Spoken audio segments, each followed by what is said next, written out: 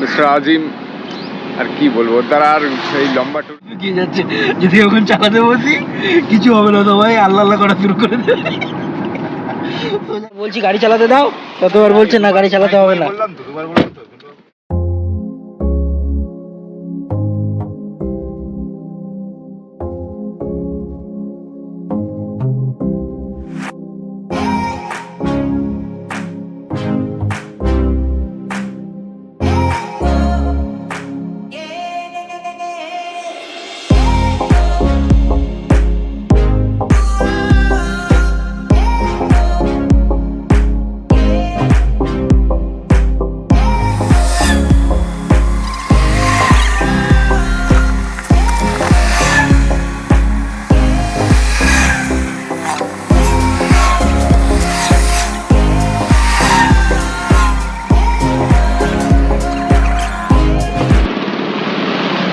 আসসালামাইকুম, good morning everyone. এই আমার শালা মিস্টার আজিম আর কি বলবো, তারা আর এই লম্বা ট্যুরে রাত ভর হোল নাইট জার্নি করার তো অবস্থা খারাপ, খালি ঘুমাচ্ছে। এবারে দেখি কি করে নেক্সট, আর কত দূর যাওয়া যায়। হয়ে গেছে আমার নামে বুড়াই করা, হ্যাঁ বদনামি করা।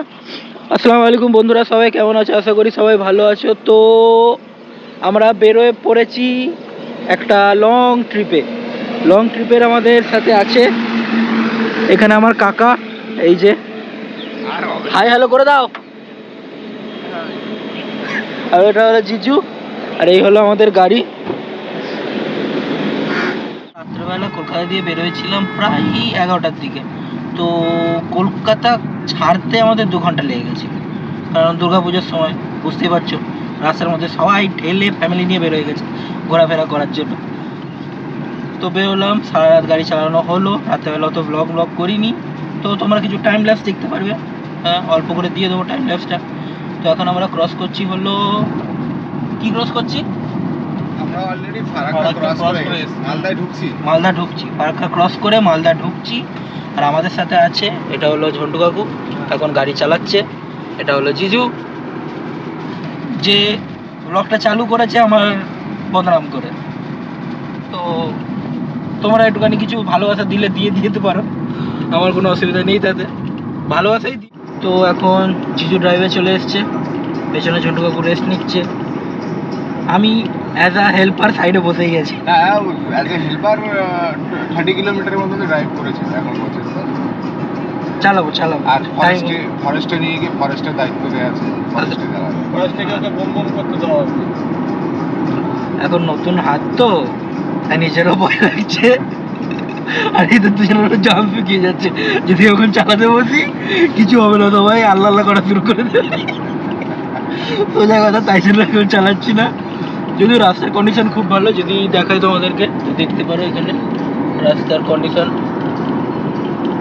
যথেষ্ট সুন্দর, একদম স্মুথ।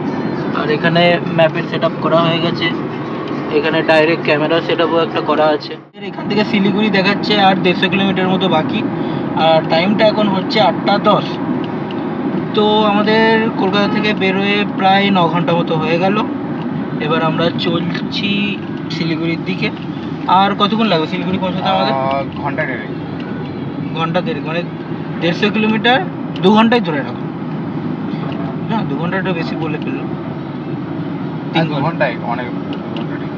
হ্যাঁ, রাস্তার যা কন্ডিশন তোমরা যদি দেখো, তো এই রাস্তার মধ্যে 2 ঘন্টায় 150 কিলোমিটার চলেই যাবে। তাই আমরা ট্রেনে এসেছি গাড়ি।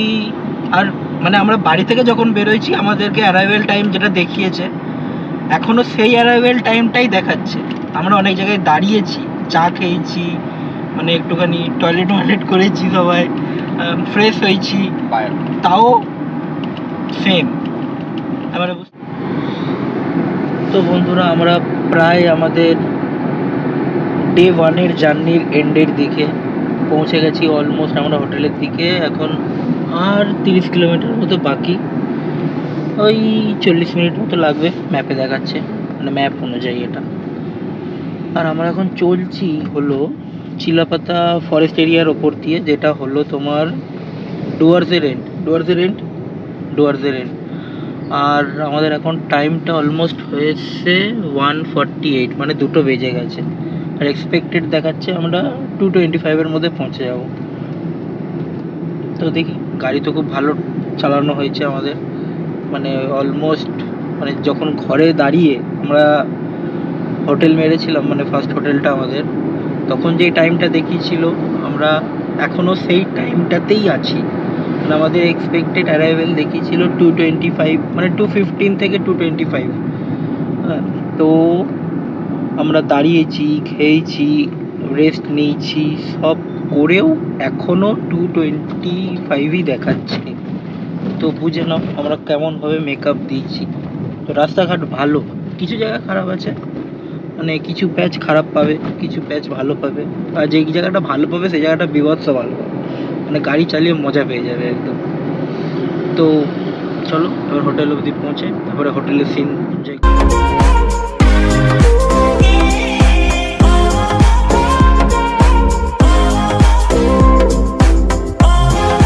আমাদের স্টেতে পৌঁছে গেছি। তো স্টের কিছুটা এন্ট্রেন্সটা এরকম, এখান থেকে আমরা গাড়িটা নিয়ে ঢুকলাম। এই যে এখানটা গাড়িটা পার্ক আছে। এরম কিছু সিন, এখান থেকে জঙ্গল সাফারিও করানো হয়, সেই জন্য এইসব গাড়িগুলো। হ্যাঁ, এখানে নাকি রাত্রেবেলা হাতিমাতিও আসে। আর আমাদের যদি স্টেটা দেখাই, এই যে হলো স্টেটার নাম, জঙ্গল কুইন হোম স্টে। এটা নতুন হয়েছে, ওটা পুরাতন। আর এটা আমাদের রুম আছে এই সাইডেরটা। কাঠের মধ্যে উঠছি, ভয় লাগছে, যেন মনে হচ্ছে ভেঙে যাবে করে টারাং করে। এটা হলো ওয়াচ টাওয়ার, ওয়াচ টাওয়ার এলাকার ভিউ। চেক করো, পুরো খোলা এলাকা। রাত্রেবেলা তো ঝিঝি পোকার আওয়াজ পাবো, এত গু করে। এরকম কিছু প্রপার্টিটা আছে। আর যদি রুমটা যদি তোমাদেরকে দেখায়, চলো। রুমটা কিছুটা এরকম একটা বেড দিয়ে দিয়েছে, যেটার মধ্যে আমরা 3জন ধরবো না, তাই জন্য একটা বেডের ডিমান্ড করা হয়েছে। ওটা আছে টয়লেট, টয়লেটের মধ্যে চলে গেছে ঝন্টু কাকু। এখানে একটা সুন্দর ওয়ার্ডরোবও দেখতে পেয়ে যাবে। এখানে তোমরা, আমাকে একটু স্মার্ট লাগছে। আর কিছুটা এরকম রুমটার কন্ডিশন। চলো বাকি সিনারি রাত্রেবেলা দেখা হবে আবার। টাইম হচ্ছে প্রায় 10:30 রাত্রি। আমরা এখন ডিনার করতে যাচ্ছি। তো এখন রাত্রের একটু প্রপার্টিটা চেক করে নেবো এখানকার।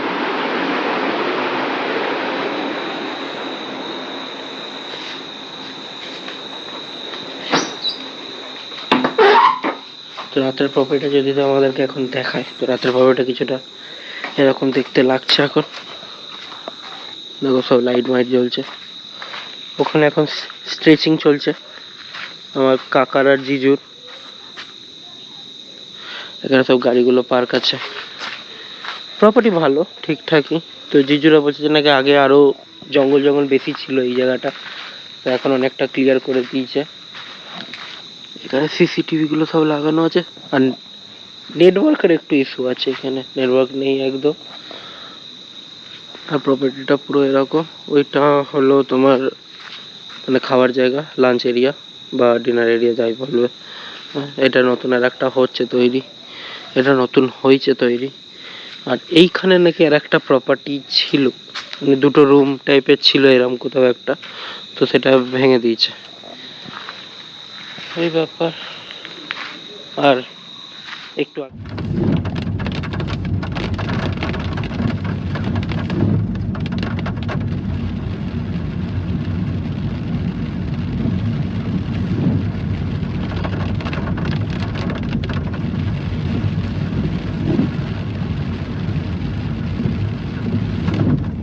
গাড়ির লাইটটা একবার অফ করো হালকা করে, কতটা অন্ধকার ডেন্সটা দেখো। চালিয়ে যাও।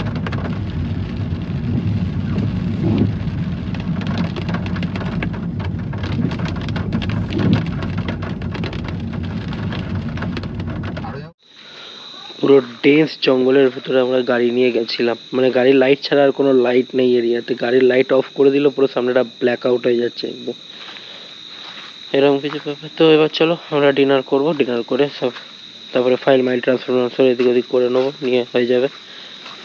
তো কেমন লাগলো ব্লগটা, প্রথম দিনের ব্লগটা? আশা করি ভালো লেগেছে। তো কালকে সকালবেলা আমরা এখান থেকে এগোবো গুয়াহাটির দিকে। তো চলো, tata, good night, good night, good night, good night, good night, good night, good night, good night.